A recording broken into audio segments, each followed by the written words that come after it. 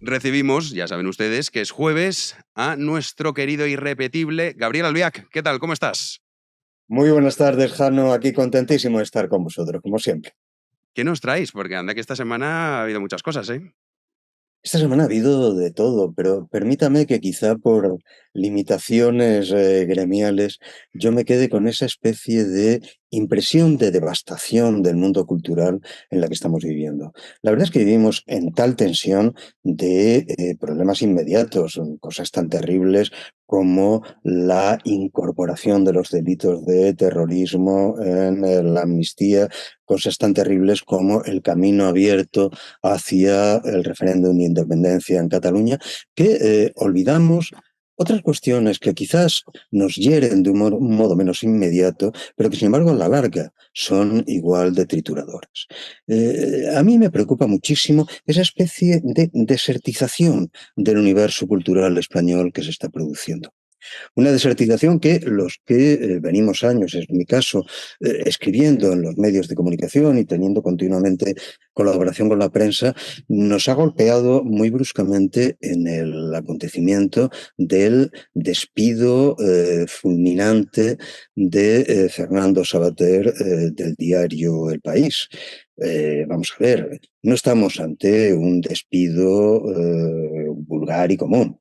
Estamos en primer lugar ante el despido del último de los fundadores del diario El País y estamos en segundo lugar ante el despido de probablemente el más influyente o uno de los muy pocos verdaderamente influyentes intelectuales españoles en la vida política y ciudadana española. Vamos a ver, ha habido muy pocos pensadores, si es que ha habido alguno, en el último medio siglo que hayan tenido la repercusión social que a través de sus libros y de sus artículos ha tenido Fernando Savater. Ujú. Expulsar a Savater del país era directamente renunciar a la historia del país, era directamente tirar lo que ha sido de algún modo el patrimonio intelectual y político del país a la papelera, con absoluta independencia de la valoración que ese patrimonio pueda tener para cada uno de nosotros. A mí, naturalmente, que siempre lo he expresado, no me ha gustado jamás la evolución ideológica que ha llevado el país cada vez de modo más acentuado. Pero naturalmente tengo que reconocer que el país de su primer decenio era un país con un nivel, sobre todo de opinadores, sobre todo de personajes que escribían, hacían literatura en el periódico, un nivel de alta calidad. Ujú. Poco a poco, en los años de Sánchez, el país ha ido convirtiéndose en la hoja parroquial de Pedro Sánchez. Con la peculiaridad de que, naturalmente, un doctor fraudulento como Sánchez no necesita absolutamente para nada ni rigor de ningún tipo, ni literatura de ningún tipo, ni mucho menos filósofos o pensadores de ningún tipo. En los últimos tiempos, Fernando Savater, cuya honestidad en el campo de la intervención pública creo que ha quedado muy ampliamente probado a lo largo de toda su biografía, se había convertido en molesto para el gobierno Sánchez, sencillamente porque escribía lo que tantos otros en otros medios hemos venido escribiendo, que lo que se está produciendo en España es algo muy parecido a un golpe de Estado blando, a un golpe de Estado por vía indolora.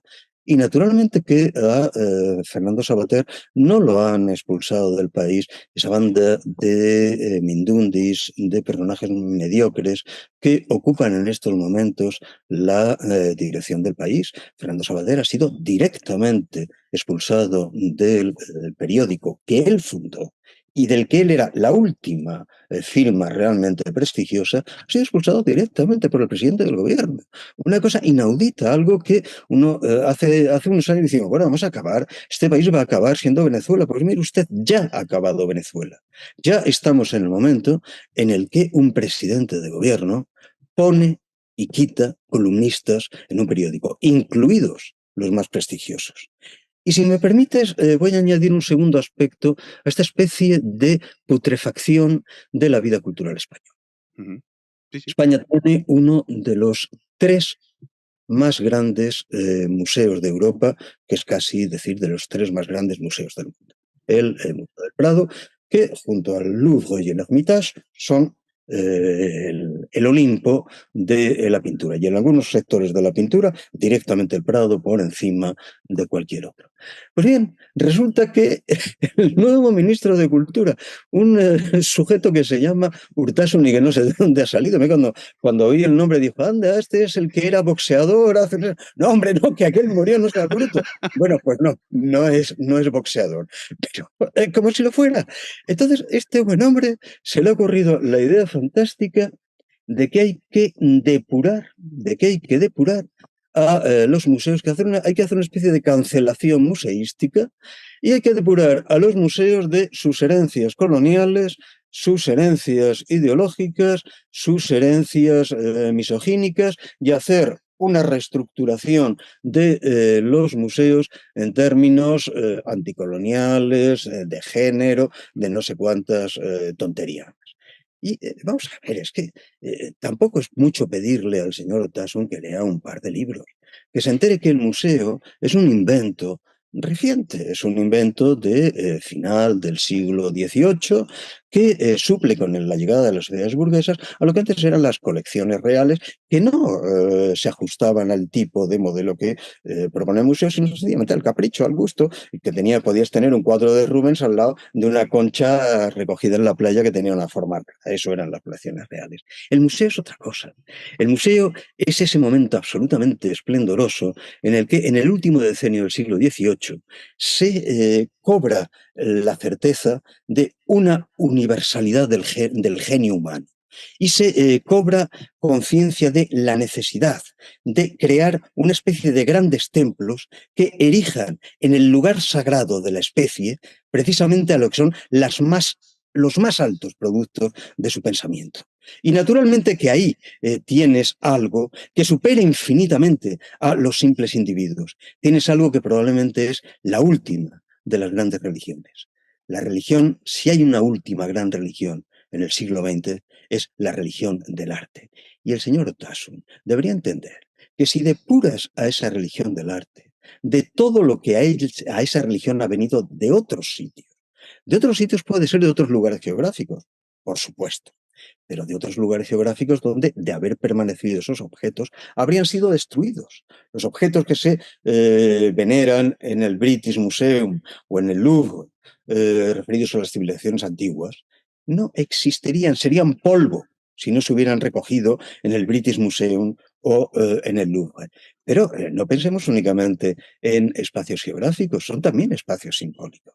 Vamos a ver, una Virgen gótica, un Cristo románico, no son objetos de arte en primer lugar, son objetos de culto. Una Atenea, una Afrodita, un Zeus, no son esculturas originalmente, son objetos de culto. Los que las hicieron se asombrarían de verlas juntas, incluso lo podrían considerar blasfematorio. Ellos, nosotros no, porque nosotros quizá el gran hallazgo de final del siglo XIX y el único verdaderamente hermoso del siglo XX es la comprensión de que puede existir un ámbito de lo sagrado por encima de las limitaciones y que ese ámbito de lo sagrado, que no es destructible o que no debiera ser destructible, es el museo como depósito de la inteligencia. Pues bueno, eso es lo que el señor Urtasun ha decidido hacer saltar por los aires. Supongo que del mismo modo que quiere devolver las propiedades africanas a África o las mayas a Perú o a México, del mismo modo me imagino que va a empezar a devolver a las pequeñas o grandes iglesias las tablas del siglo XIII o XIV, los cuadros religiosos de los siglos XVI y XVII. Mire usted, no sea bobo. Si usted plantea que todo objeto pertenece a la cultura que le creó, entonces ningún objeto puede permanecer en un museo. Y se acabaron los museos. Vale, si es eso lo que usted quiere, estupendo, hecho. Pues nada, Gabriel, no te voy ni a repreguntar nada porque ha sido tan magnífica la exposición de esta defensa de la cultura que por eso, menos mal que te tenemos a ti también, ¿eh? Que Sí, te pueden leer verdaderamente. también en el debate, lo recuerdo, para el que esté escuchándolo, Pueden leer Te a lo Gabriel Albiac agradecemos en el debate. muchísimo, porque la verdad es que en el debate está haciendo la gente un trabajo estupendo y estoy muy contento. Sí, y además elevas el nivel, Gabriel, que nos hace falta. Porque ves, Muchísimas de esto no habíamos hablado, que es verdad que hay otros Esto temas que es, nos esto es para afectan más. enojarse. Esto es para enojarse muy seriamente, porque ese es el patrimonio de un país. Hablamos de España, hablamos de la nación como si eso fuera una extracción. No, mire usted, cuando uno se siente verdaderamente en su nación, es cuando pasea por las galerías del Museo del Prado. Pues con esa reflexión nos quedamos y esa defensa por la cultura. Así que mil gracias, Gabriel. La semana que viene te volveremos a recibir como cada jueves, que además ya sabes que me hace mucha ilusión que estés con nosotros. Muchas gracias a ti, Jano, también a mí. Un fuerte abrazo.